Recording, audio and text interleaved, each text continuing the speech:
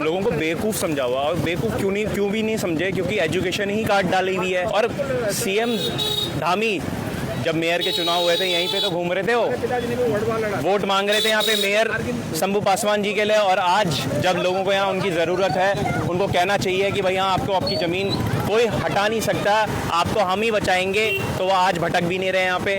और इस समय सीधी तस्वीरें आप ऋषिकेश तहसील से देख रहे हैं, जहां हजारों की संख्या में लोग बापू ग्राम बचाओ संघर्ष समिति के बैनर तले पहुंचे और मांग एक ही है कि बापू ग्राम को राजस्व ग्राम घोषित किया जाए। साथ ही आप देखेंगे तमाम जो है स्थानीय नेता लोग यहाँ पे पहुंचे। आप देख रहे होंगे कई तरीके की नारेबाजी यहाँ पे चल रही है।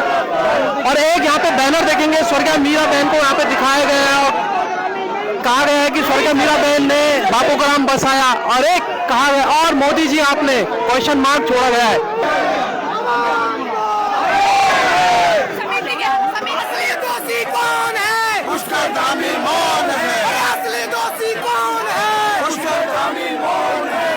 सर, हमें बेवजह परेशान किया जा रहा है, हमारी जमीन छीनी जा रही है, जो हमारी खरीद की है उसे वन विभाग बोलता है कि ये हमारा। आज तक वन विभाग कहा था, सो रखा था। जब इतनी करोड़ों की जनता बस गई है गुमानी वाला में, आज कहता है वन विभाग आज जाग गया है। आज तक कहा था रोटी तोड़ा था, अंदर बिल में छुप रखा था। वन विभाग को जवाब देना पड़ेगा कि ऐसा पेड़ नहीं लगाए जाएंगे। हमारे बच्चे 15 दिन से बहुत परेशान है।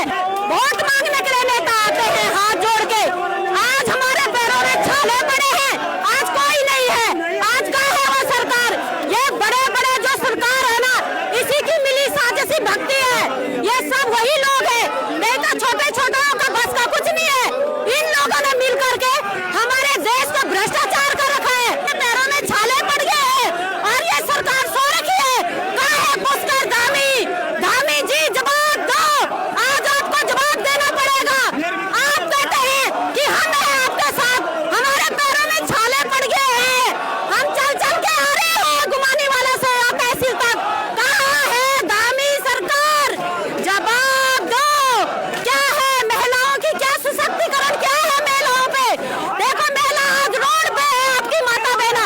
धामी जी, आपको मेरे सवालों का जवाब देना पड़ेगा। कीड़े पड़ी सड़ी राशन दे रहे हैं, हमने आपको वोट दिया, घून आपके गेहूं में लगे हैं, चावलों में आप हमें मैदा बांट रहे हैं, मैदा खा के मरेंगे हम, मैदा दे रहे हैं चावलों में। धामी जी, इसका जवाब आपको देना पड़ेगा। हमने आपको सरकार बनाया। धामी जी, प्लीज रिक्वेस्ट है आपसे, अपनी सरकार बचानी तो बचा लो अपनी कुर्सी, नहीं तो ये जनता आपको नहीं छोड़ेगी, नहीं छोड़ेगी। जनता बहुत आक्रोश में आ रखी है, क्रोध में। ये आंसू आपने हमको दे रखा है, आज हमें ये पीड़ा है, हमारी पीड़ा समझेगा। अगर हमारे मकान जमीन को अगर थोड़ा भी अगर कुछ हुआ तो आपको हम छोड़ेंगे नहीं, ये हमारा भी वादा रहा। सरकारें हैं ना, उन्होंने लोगों को बेवकूफ़ समझा हुआ। और बेवकूफ़ क्यों भी नहीं समझे, क्योंकि एजुकेशन ही काट डाली हुई है। आज की डेट में जो युवा है वो समझदार है, युवा को सब पता है कि क्या होता है एडवर्स पोजीशन, क्या होता है 229 बी कैसे लगती है, कैसे सर नेताओं की ज़मीन रेवेन्यू लैंड बन जा रही है और हमारे हक नहीं मिल पा रहे हैं, जबकि इसको राजस्व ग्राम घोषित करने की भी एक सरकार की ही मुहिम थी। और इतने सालों से यहाँ पे लोग रह रहे हैं, 70-75 सालों से। और सीएम धामी जब मेयर के चुनाव हुए थे यहीं पे तो घूम रहे थे, वो वोट मांग रहे थे यहाँ पे मेयर शंभू पासवान जी के लिए। और आज जब लोगों को यहाँ उनकी ज़रूरत है, उनको कहना चाहिए कि भाई यहाँ आपको आपकी ज़मीन कोई हटा नहीं सकता, आपको हम ही बचाएंगे, तो वो आज भटक भी नहीं रहे यहाँ पे। तो यही जो षड्यंत्र इन्होंने रखा हुआ है ना कि लास्ट में आपको ज़मीनें दे देंगे और अपना सारा क्रेडिट ले लेंगे, तो ये लड़ाई हम बता रहे हैं कि हम ज़मीनी स्थल पे भी लड़ रहे हैं, लोगों को भी समझा रहे हैं कि आपकी मंशा क्या है, और सुप्रीम कोर्ट में भी लड़ी जा रही है। तो जितना भी हम लॉफुल अगर देखते हैं, जितने भी हमारे प्रावधान हैं, एक्ट हैं, मुझे लगता है ये लड़ाई हमारी जनता की हमेशा जीत होगी।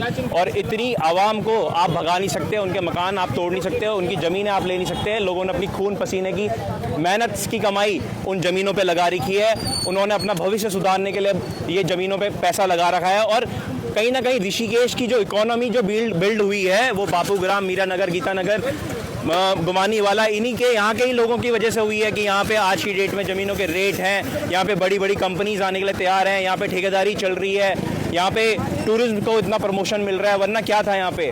तो लोग से देश बनता है, लोग से प्रदेश बनता है, तो उन लोगों को आप उनके दिलों में क्षति ना पहुँचाइए और उनको परेशान ना करिए। यही मेरा सरकार और पूरी जनता को निवेदन है कि इनको खाड़ फेंको ऐसी सरकारों को यहाँ से, और क्षेत्रीय दलों को आगे बढ़ने का मौका दो। मेरा नाम सुभाष चंद्र सेमवाल, पूर्व सैनिक हूँ। मेरे पिताजी ने सेकंड वर्ल्ड वॉर लड़ा था।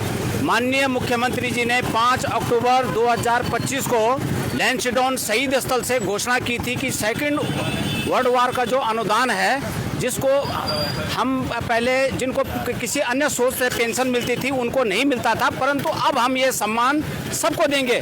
परंतु 4 महीने हो गए, इसका अभी ना कोई जियो लागू हुआ है। मेरी माताजी 99 साल की कैंसर पीड़ित हैं, और मैं चाहता हूं कि जो माननीय मुख्यमंत्री जी ने जो घोषणा लैंसडाउन शहीद स्थल से की थी, उसको वो जियो जल्दी से जल्दी सरकार निकाल दे। मैं पूर्व सैनिक हूं और मैंने ये कारगिल युद्ध लड़ा, सियाचिन ग्लेशियर रहा, Indian peace keeping force Sri Lanka में रहा।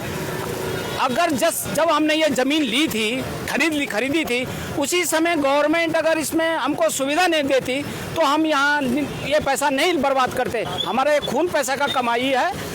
गवर्नमेंट को सोचना चाहिए, इतनी जनता कहाँ जाएगी, इतने ज़्यादा से ज़्यादा इसमें सब अच्छे घराने के लोग हैं, अच्छे वो भी हैं, गरीब तबका भी है। तो गवर्नमेंट को चाहिए इसको जल्दी से जल्दी राजस्व ग्राम घोषित करे।